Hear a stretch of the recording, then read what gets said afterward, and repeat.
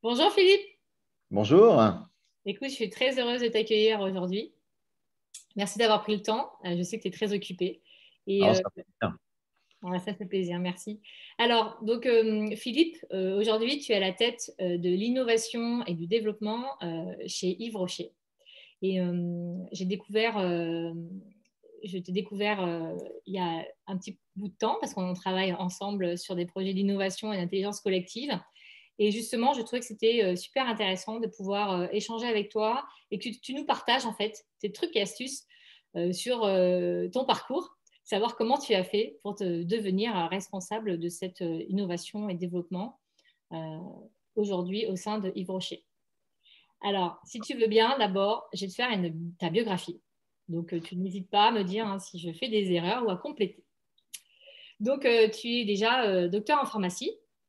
Tu as fait un DEA en biologie cutanée et cosmétologie. Tu as commencé, donc tu as fait un doctorat. Tu as fait des recherches sur les UV et la pigmentation. Puis, tu rentres chez Pierre Fabre, où tu vas rester plus de 6 ans en tant que manager en recherche et développement pour les produits d'hygiène et solaire. Et là, tu vas passer après une marque, tu vas rentrer chez un fournisseur de matières premières et plus particulièrement d'actifs, donc chez Laboratoire Expansience. Et Oui, là, alors juste le laboratoire Expansion, c'est bien sûr, on sait que c'est un fournisseur d'actifs, mais c'est aussi un laboratoire pharmaceutique avec des produits en rhumatologie, en dermatologie, en odontologie. Et puis c'est surtout aussi une marque en cosmétique emblématique du bébé qui est Mucella. ouais.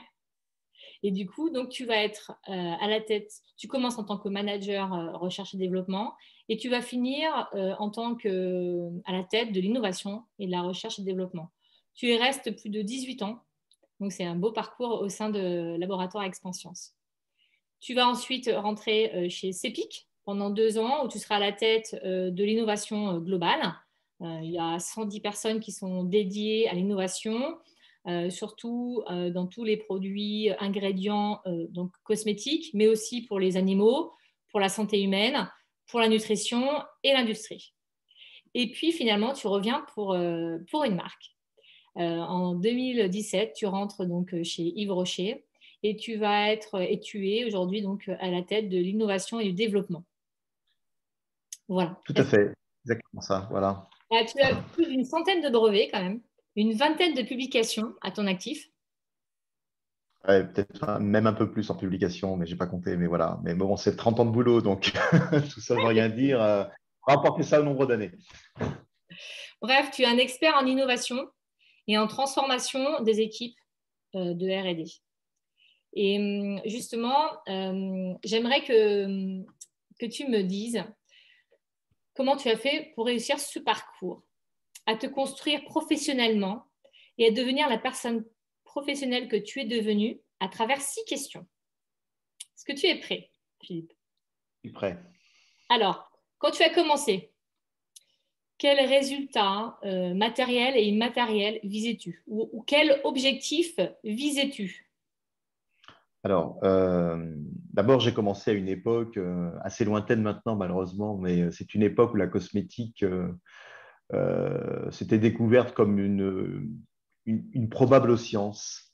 En tout cas, voulait passer d'une époque très empirique à une époque scientifique, puisqu'il y a eu une réunion en fait de l'ensemble des facultés qui travaillaient autour des galéniques, de la formulation, de la pharmacologie, etc., que ce soit à Lyon, à Paris 5 et à Paris 11, pour la pharmacie hein, à cette époque-là, et qui ont créé en fait véritablement le mot de ce qu'on appelait à une époque la dermocosmétologie, la dermopharmacie, et donc mis en place des diplômes particuliers sur ça.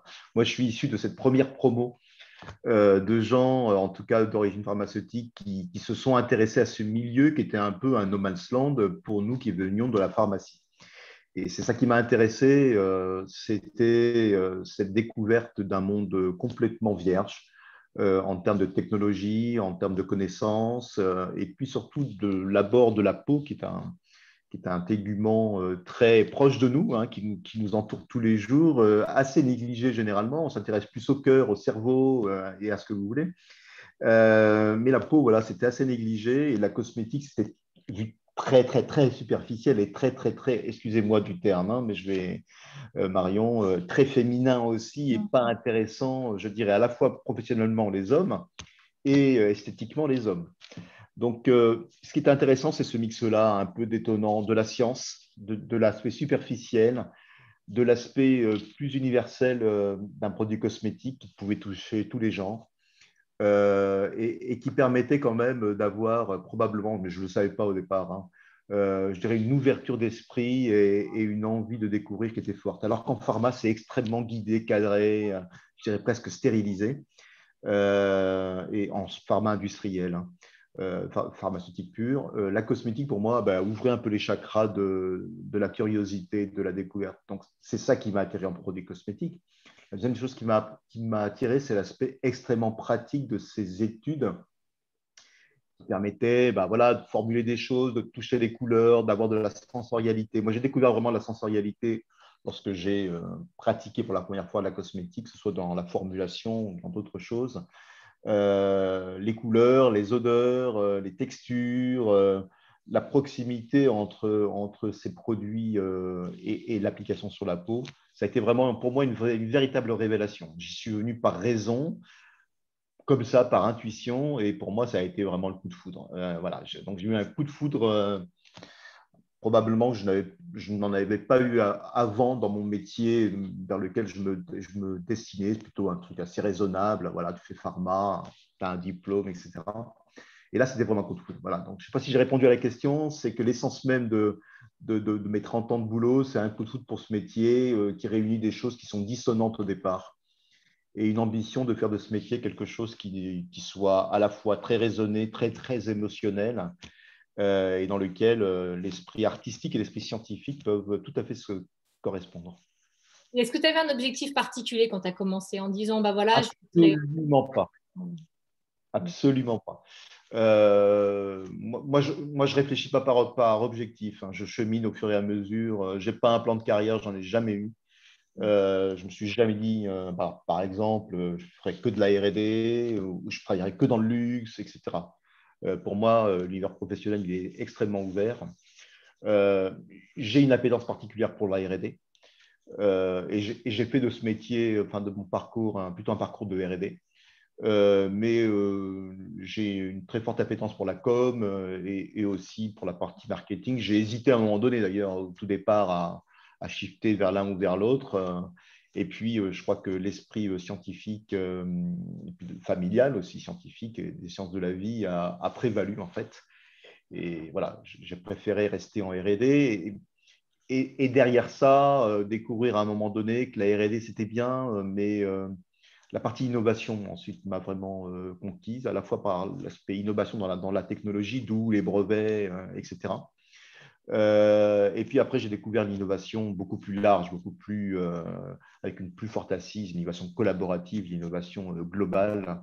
Et j'ai quitté un peu mon métier de R&D pour aller plutôt vers de l'innovation, management de l'innovation, par les organisations, par les compétences, par les processus, de façon même plus large que la R&D en tant que telle.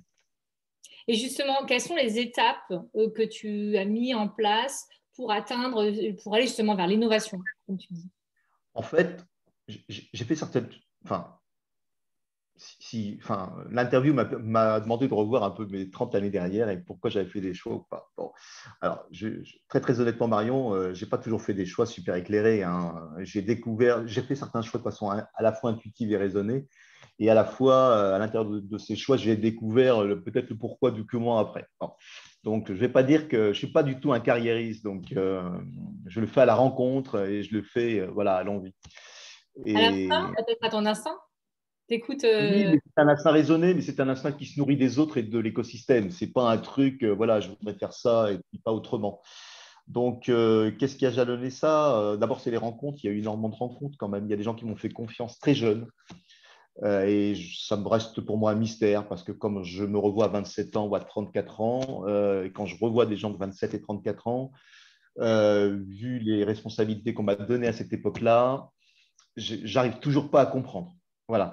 Les choix qu'ont fait d'autres personnes. Et donc, voilà, je les remercie de ça parce que ça m'a permis très, très vite d'avoir à la fois des responsabilités scientifiques et techniques de développement, de management, et à la fois de me projeter à l'insu de mon plein gré dans des univers qui n'auraient pas dû être les miens. Et ça, c'est vachement important, et de toujours travailler en fait l'intégration et l'adaptabilité dans le nouvel écosystème dans lequel tu es projeté. Certaines fois, il y a eu des sauts en parachute avec pas de parachute, quoi. Hein. Il fallait survivre, en fait. Hein, et en fait, j'aime bien ça, en fait. Voilà. Très souvent, j'ai dû réécrire de la page blanche des organisations humaines, des organisations technologiques et scientifiques, des visions, construire des visions, etc. C'est ce que tu apprends pas à la faculté, quoi, tu vois. Tu l'as ou tu ne l'as pas, tu l'as et tu le réussis, tant mieux, tu l'as et tu ne le réussis pas, bah, tant pis, bah, il faut te remettre dans un autre, voilà. Un petit peu quand même d'esprit start-up, c'était pas le mot à l'époque, mais de pionnier, des fricheurs, mais ça je le dis après en fait, je ne l'ai pas vécu comme ça, je l'ai vécu comme ayant envie d'avoir des responsabilités, ayant envie d'avoir un rêve et de faire de ce rêve une réalité, quoi. Et puis beaucoup de rencontres. Et justement, pour construire ce rêve et mettre tout en place ces organisations, ces stratégies, dans quel état d'esprit étais-tu? Bah, moi j'ai une personnalité. Moi, je rêve beaucoup. Je contemple beaucoup, je rêve beaucoup, et dans mon métier, j'agis beaucoup. Je me repose dans ma vie privée, hein, mais voilà. Euh, L'état d'esprit, il est celui-là, c'est que rien n'est impossible si on trouve dans son environnement le bon humus, les bonnes personnes et la bonne envie, en fait. Euh, voilà, j'ai construit des équipes quasi ex nihilo, j'ai construit des R&D, des bâtiments de R&D, des processus, des stratégies, etc., etc. Moi, je suis un transformateur de R&D. C'est vraiment devenu mon métier de scientifique, manager d'équipe. Je suis devenu vraiment quelqu'un. Voilà, mon vrai métier, c'est redonner du sens à des équipes de R&D, à leur donner un projet d'innovation, de les faire se lever de leur vie quotidienne et d'avoir envie d'autre chose. Ce qui m'intéresse, en fait, c'est donner la chance aux gens de pouvoir se développer, d'avoir leurs idées, de pouvoir les transformer. Je pense que quand on dirige l'innovation, ce n'est pas un métier centré sur soi. Ce qui m'intéresse, c'est un métier centré sur les autres.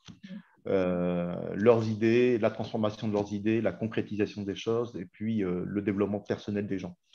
Et bien sûr, des marques pour qui on travaille, etc. etc. Tout ça est une longue filiation. Et c'est ça qui est intéressant. En se disant que tout est possible, en fait. Ça, c'est vraiment l'état En se d'esprit. disant que tout est possible à une communauté de gens engagés, entre guillemets intelligents, qui en ont envie. Bien sûr, c'est pas simple. Hein, 30 ans de vie professionnelle aujourd'hui, et encore plus dans les conditions dans lesquelles on vit aujourd'hui depuis à peu près un an. Rien n'est simple. Mais voilà, quoi. C'est pas en restant statique qu'on arrive à survivre Mm, ou à vivre. c'est clair. Tu as bien raison. Et justement, quand tu as démarré, est-ce que tu avais des croyances au fond de toi, des certitudes? Tu te disais, de quoi étais-tu sûr? Alors, moi, je suis quelqu'un qui n'est sûr de rien. Voilà. Je pense que quand j'ai démarré, j'étais extrêmement flottant parce que j'avais 27-28 ans, je ne connaissais rien de la vie et je ne connaissais rien du monde professionnel. Et je pense que comme je n'avais pas un format dans la tête, je suis rentré dans des cultures d'entreprise différentes en justement essayant d'éviter les cloisons et les dogmes. Voilà, il y a des choses que j'aime pas dans la vie, c'est les dogmes, c'est les cadres rigides, qui soient d'ordre professionnel ou privé, etc.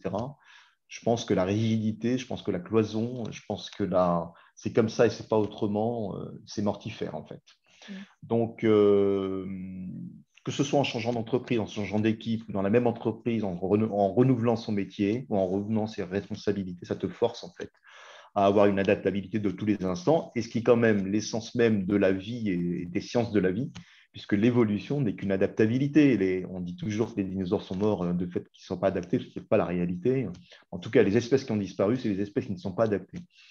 Donc, pour 30 ans de vie professionnelle, et on le sait tous, il faut s'adapter, ou sinon ça ne sert à rien. Et d'autant plus que si on a un étendard innovation, qui peut être un étendard à double tranchant, hein, parce que tu dois être digne du truc tout le temps. C'est vrai. Toujours se remettre en question aussi, je crois. Je pense que c'est une remise en Ouais. question, d'ailleurs pour tous. Je pense que c'est une appétence, une envie, Ouais. une curiosité. D'abord, c'est ça, plus que la remise en question, c'est de savoir qu'à l'extérieur, il y a plein de choses que tu ne connais pas et d'avoir envie de découvrir des hommes, des femmes. Voilà, je sors d'une réunion avec des gens qui ont inventé quelque chose. Bah, c'est génial, je trouve. Une rencontre encore inopinée. Voilà. Beaucoup de choses dans la vie des autres me fait voyager. Et de façon statique aujourd'hui. Hein, voilà, la rencontre avec les autres, et j'aime beaucoup, pour ma part, la rencontre avec les scientifiques, parce que je n'en suis plus un vraiment, largement. Est-ce que j'en ai été un? J'en sais rien. Parce que je pense que dans le monde scientifique, il y a beaucoup de gens voilà, qui ont leurs propres rêves, leur propre engagement, pas forcément après une véritable construction telle que nous on le veut en industriel ou pour un produit, et que mon métier, c'est d'être un passe-muraille entre plusieurs types d'expertise vers une réalité économique, industrielle et consommatrice, bien sûr, in fine, parce qu'on vend des produits à des consommateurs. Mon métier, c'est ça. C'est d'être un passeur entre deux univers, un univers, je dirais, économique, industriel, trois univers. Un univers consommateur à une époque très naïf, aujourd'hui très expert et avec ses vraies croyances, qui ne sont pas vraiment de la réalité scientifique, mais avec ses vraies croyances, et un véritable univers scientifique et technique qui a ses vraies règles, quoi. Parce que malheureusement, la bactério, ça marche comme ça, la pharmacologie, ça marche comme ça, la biologie, ça marche comme ça ne peut pas marcher autrement. Voilà, il y a des règles dans chacun des métiers. Et en fait, c'est tout ça qu'il faut mettre en œuvre pour que chacun s'y retrouve, en fait. Faire du lien, créer le lien entre tout ça. Et justement, entre le début C'est et... ça. Ouais. Ah, j'ai une petite connexion faible, mais ça va revenir. Et c'est pas grave. Entre le début et maintenant, qu'est-ce qui a changé ou avec toute cette expérience, qu'est-ce que tu as appris? Bah, je dirais tout a changé parce que d'abord, le métier, il a changé. Le métier de la cosmétique a complètement changé. Un métier très, très empirique. On découvrait tout. Pas très sensible à ce qu'on dit aujourd'hui. Hein. Il n'y avait pas de RSE à l'époque, hein, ou alors de façon plutôt intuitive de certains fondateurs de boîtes, hein, de grandes boîtes même aujourd'hui. Euh, c'est un métier quand même basé sur la chimie, très très très confidentiel, voilà, on faisait notre métier, quoi, et puis on donnait au consommateur le produit. Aujourd'hui, le conso, il est dedans, quoi. La société est dedans, l'environnement est là. Ce métier, il est ubérisé. Tout le monde a envie de le faire et tout le monde le fait de façon complètement innocente, naïve ou de façon beaucoup plus construite, que ce soit le conso, que ce soit les intermédiaires, que ce soit les startups, que ce soit les grands groupes, etc.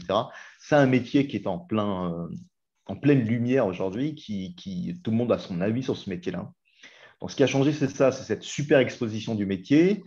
On s'est fait aussi presque prendre notre métier par pas mal de gens, en fait, hein, puisque voilà, l'écosystème a beaucoup changé. C'est un métier qui est, à mon avis, beaucoup plus tendu dans sa façon de faire. C'est un métier aussi qui a pris conscience aussi de ses autres responsabilités que les responsabilités scientifiques pures. Alors, je parle de l'impact sociétal, environnemental, etc. De la nécessité aussi de l'authenticité de ce qu'il dit, et de la transparence de ce qu'il dit. Et à ce titre-là, le cheminement sur les 30 années a fait qu'en fait, j'ai rencontré des entreprises quasiment du même type. Alors, c'est à l'insu de mon plein gré ou parce que non, mais ces entreprises, quasiment tout le temps, à part chez Cepicard Liquide familiale, branchées sur le naturel, branchées sur la RSE. Alors, à une époque, on ne disait pas la RSE, mais enfin, voilà, ça chez Pierre Fabre, Expansience, qui a été très tôt dans ce domaine-là, et puis ensuite chez Yves Rocher, où c'est vraiment dans les gènes. Le cheminement a fait que je me suis souvent entendu avec des entreprises qui avaient ces valeurs-là. Et ce qui a fait d'ailleurs que je suis arrivé chez Yves Rocher in fine, parce que voilà, quand on s'est parlé, on s'est dit les mêmes choses, quoi. On se parlait comme si on était à peu près de la même famille, même si les parcours n'avaient pas été les mêmes avec les gens qui ont organisé tout ça.